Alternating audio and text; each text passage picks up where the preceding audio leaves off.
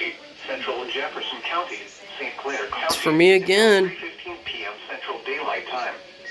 At 2:20 p.m. Central Daylight Time, severe thunderstorms were located along a line extending from Susan Moore to Locust Fort to Muirlands Park to Eldridge, moving southeast at 35 miles per hour. Hazard, 60 miles per hour wind gusts. Source, radar Holy indicated. crap, I'm barely under the Impact, shade. expects damage to roofs, siding, and trees.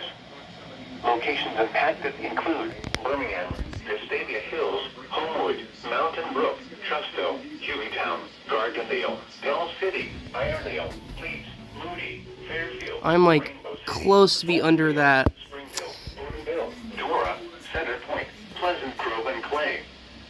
For your protection, move to an interior room on the lowest floor of a building. Repeating, a severe thunderstorm warning has been issued until 3:15 p.m. Central Daylight Time for the following counties in Alabama: Jefferson, St. Clair, and Walker.